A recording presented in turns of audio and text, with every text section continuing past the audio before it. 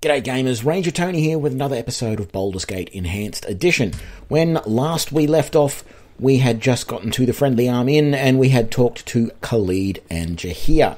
So now we're going to sell up the stuff we don't need and we're going to do all the little quests in this area. Shouldn't take us very long at all. We are going to rest first and actually come back out and see if we can identify this, because we definitely want that. That gives her some more spells per day. We have a look at her spell book. Where is it? Yeah, there we go. So she can now cast 4 spells per day rather than the 2 that she could before. So that is useful. What else are we going to do? Let's sell all of this. Don't need that, don't need that, don't need that. Don't want any of this. That diamond is going to be nice. Yes, very good. We're going to keep those. We could actually identify all of those, but I think we'll wait until we go upstairs and finish that quest. Now, what I do want for $1,200 is this. Bucky's Buckler. This gives you Constitution +1. Doesn't provide protection against missiles or piercing attacks, but if I buy that and put that, where did that go? Oh, I did give it down here. If I put this on my priestess, she now has Constitution of 20. That means she regenerates. I don't know if it tells you that anywhere.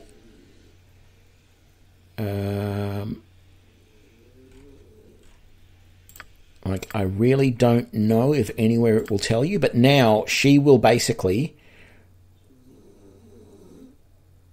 regenerate hit points. Yeah, it's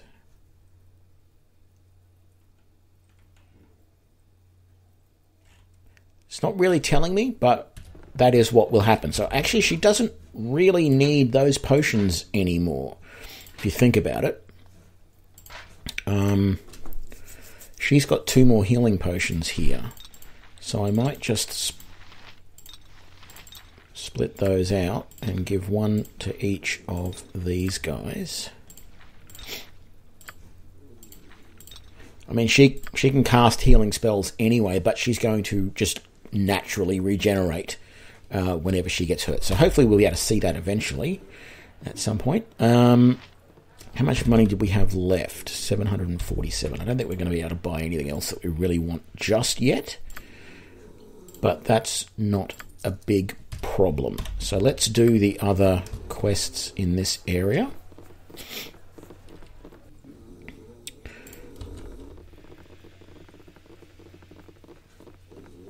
So let's get our thief to come around and loot everything. We failed? How did we fail to pick a lock? Wow, I don't remember not being able to pick that.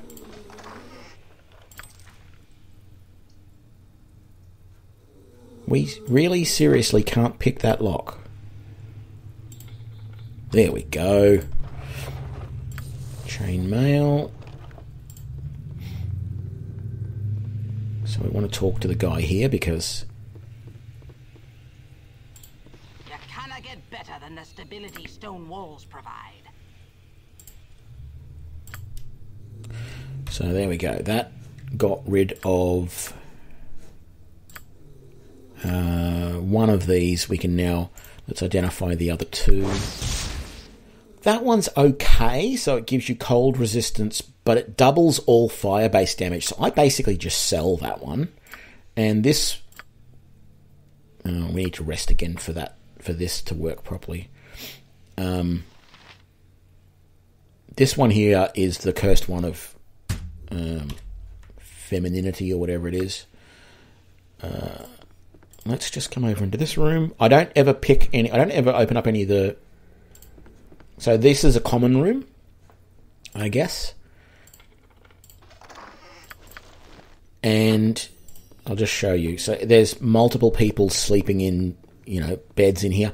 There's always one person awake. So I never want to open these in case it means you get caught. I only ever open the chests and stuff in rooms where there are either no people in or everyone's asleep. So it's just, I do that for safety. You can probably get away with it sometimes. I think this room is occupied. I think there's a guy awake in here. Is there? Yeah. So I know there is some other quest with I think either the guy in this room or the one upstairs. I never bother talking to any of these ones. I don't think they've got anything all that useful to say. Let's talk to this one. She gives us a quest for Baragost. A pleasure it is to meet you. There we go. So I'll come in here then.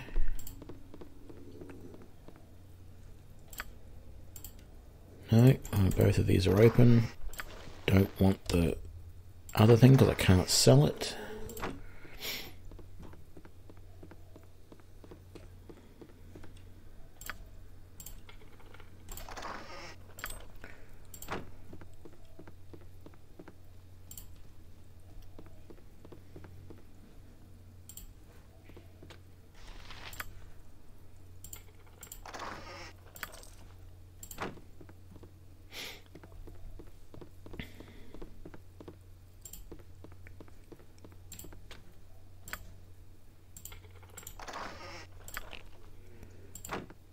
I don't think there's anything, or is there? Yes, there is.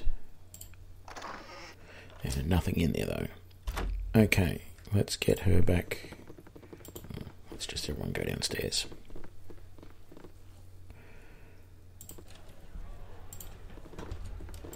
Let's sell all that up and we'll rest again.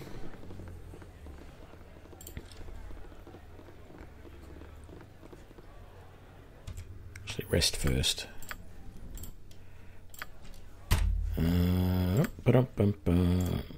Identify that. There we go. Actually, I tend not to use those. I'm going to sell them. And we're going to sell all of that.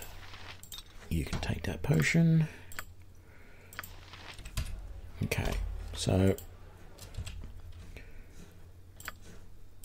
we said sell all of this.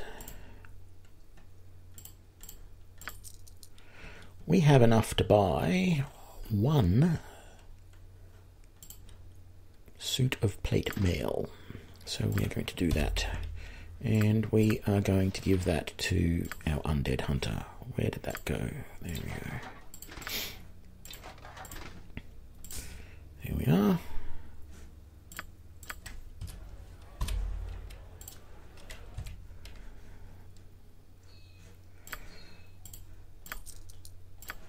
Right.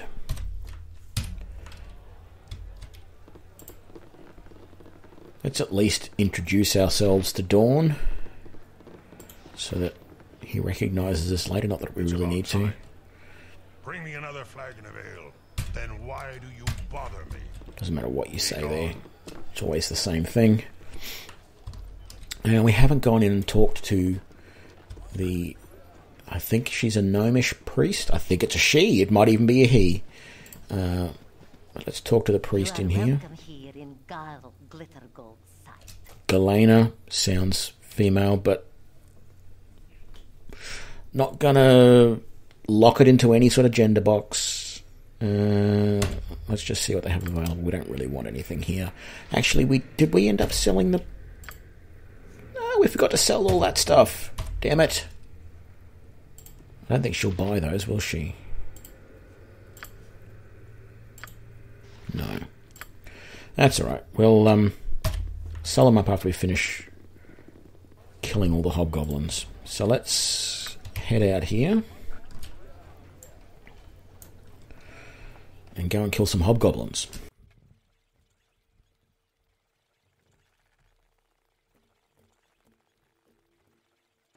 Okay, so notice how when I'm travelling like this, I like to make sure that all of my party gets into the formation.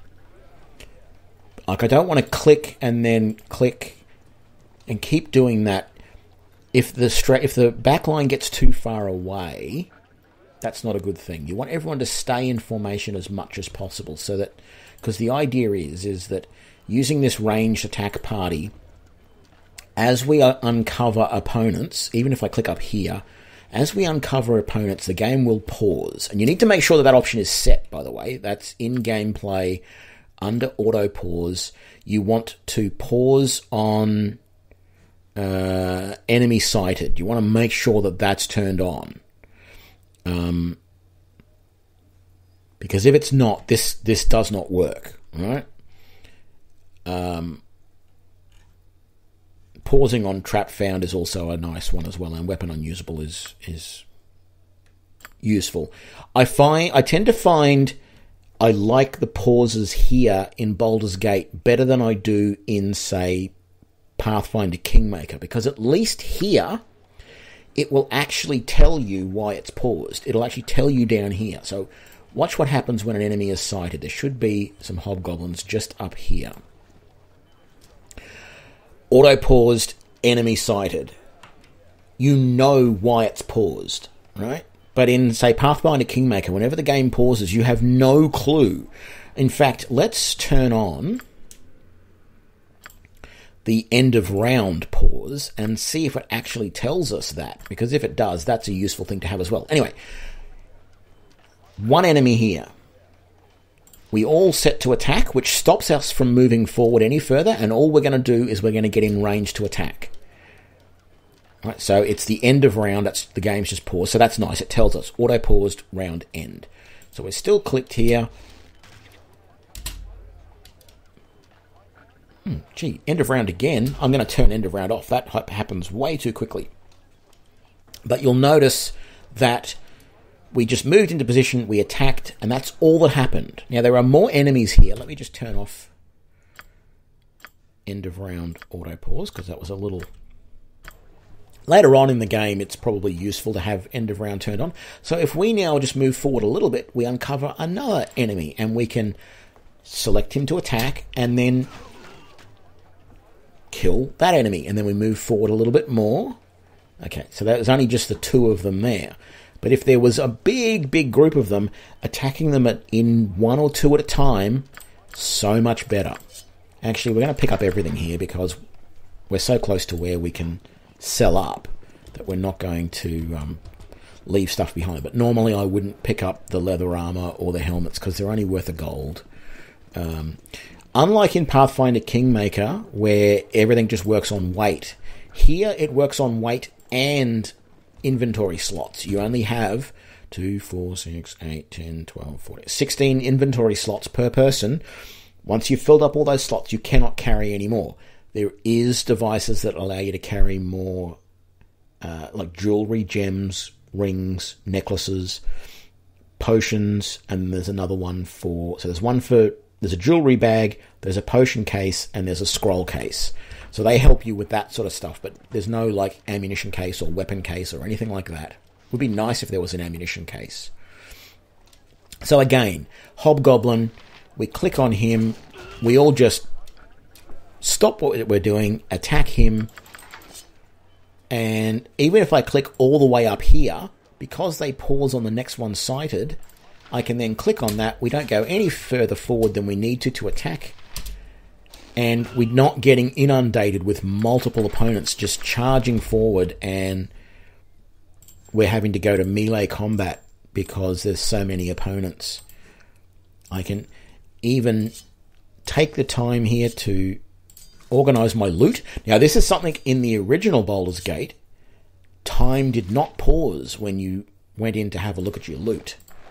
The game continued, which made it very scary to do something like this in the middle of combat.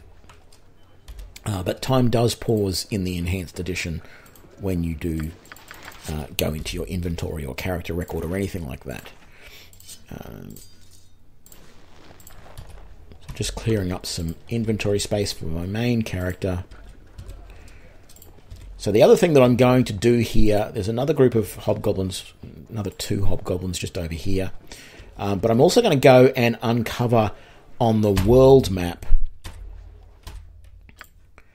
the items around us. So I'm going to go to the very eastern edge of the map and go and click to leave and see what's over here. I'm going to go north and see what's here, and I'm going to go east and see what's here.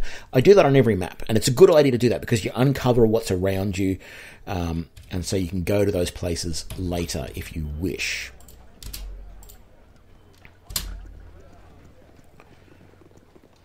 And there's another hobgoblin. Take him out. And that's the last baddie, I think. Maybe one more? No. Okay, so all the way over here to the eastern edge of the map. What's over here?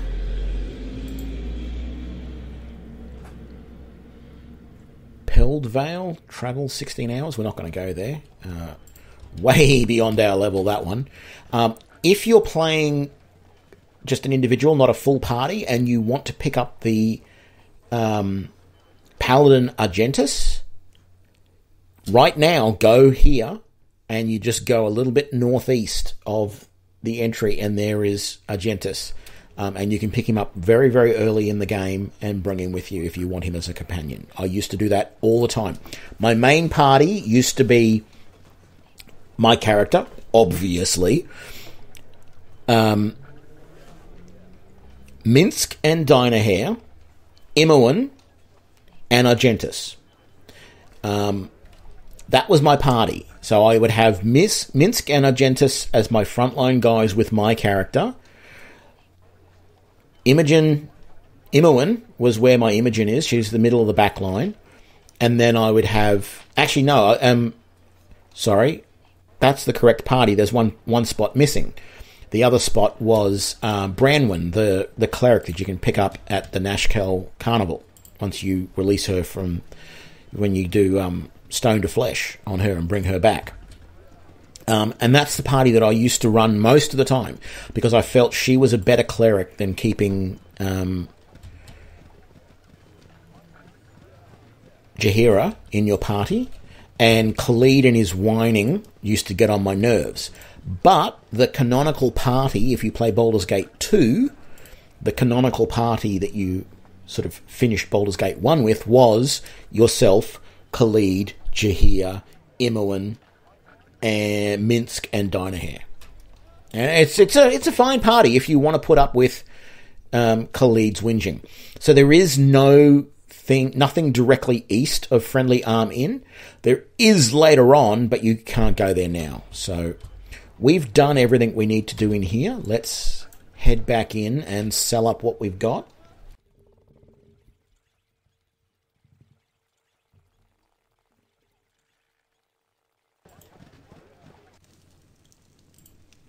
So finish this quest. Now she leaves the room, making it perfectly reasonable to now loot all of her stuff.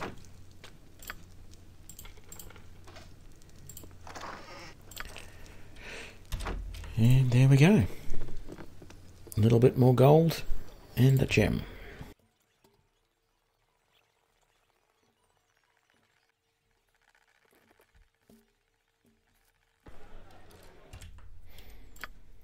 So let's get rid of all this. We don't want any of this.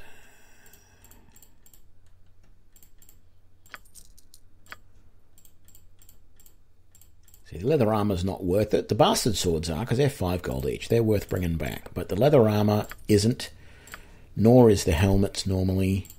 Of course, any gems and things like that, yeah, you want to keep. We're going to definitely sell that.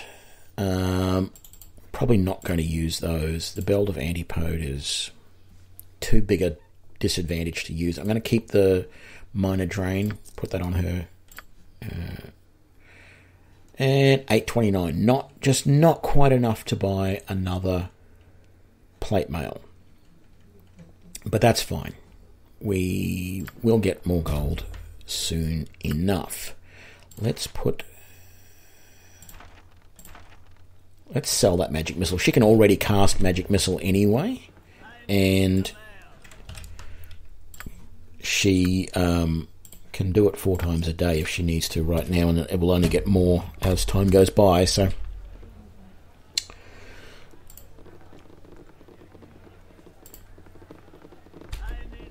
let's head down to Baragost, I guess.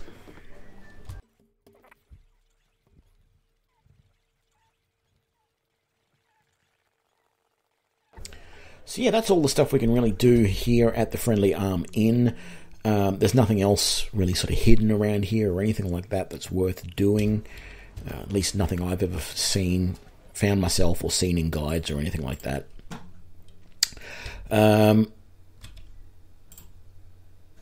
Actually, we're going to come over to there, aren't we?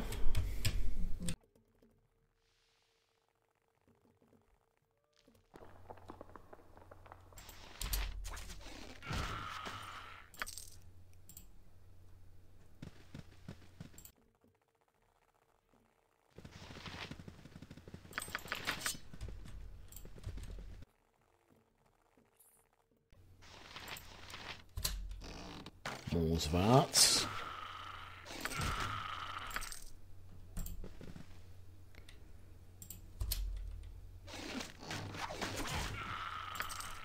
One other thing is sometimes it's worthwhile sort of waiting for these guys to sort of finish combat before you then move forward a little bit, because there's obviously an internal timer in the game that says that, okay, this is the end of one round and the start of another. If you've just killed all of your opponents and you take that step forward like that to try and uncover more, sometimes you'll be left in a situation where you guys won't attack.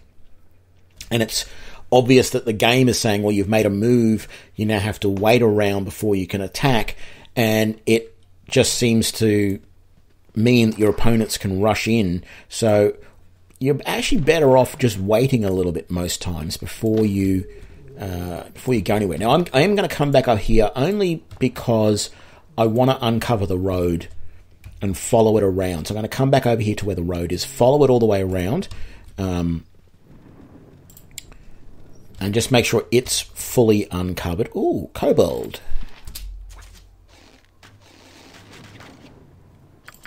Two of them.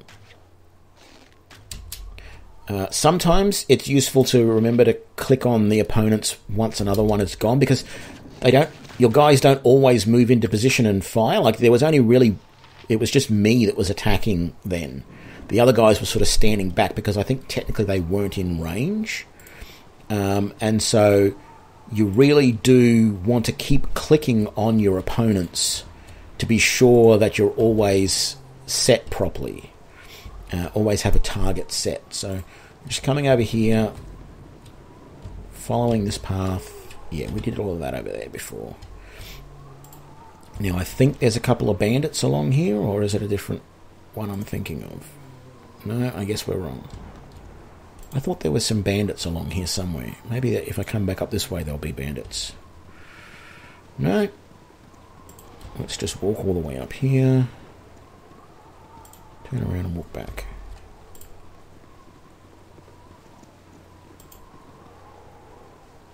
No, it must be a random thing. I've just often had bandits, usually where these guys are. See how there was that pause before they started shooting? If I had have waited a little bit before I moved them forward, they would all be able to attack like that much sooner, and the opponent doesn't get anywhere near as close to you. So wait a little bit, then move forward, and it seems to work a lot better. Okay. So there's a messenger down here who want to talk to Baragost to the south, of course. Hey. Make way for the messenger, and then sometimes there's a kid here and sometimes there isn't. I guess it's nighttime, and that's probably why he's not there. So let's head into Baragost, and I think we might leave it there. So we'll just let this guy talk to us. I'll just skip through this. Done. I don't need to ask him all of those questions. Okay, so next episode we'll go through and basically do everything here in Baragost. That'll probably take most of the episode because there are quite a few little things to do in here and people to see and all that sort of stuff. But thank you for joining me for this episode of Baldur's Gate Enhanced Edition. If you like this episode, please give me a like and share it with your friends. Be sure to subscribe to keep up to date with all the latest episodes, and I will see you for the next one. Thanks a lot. Bye.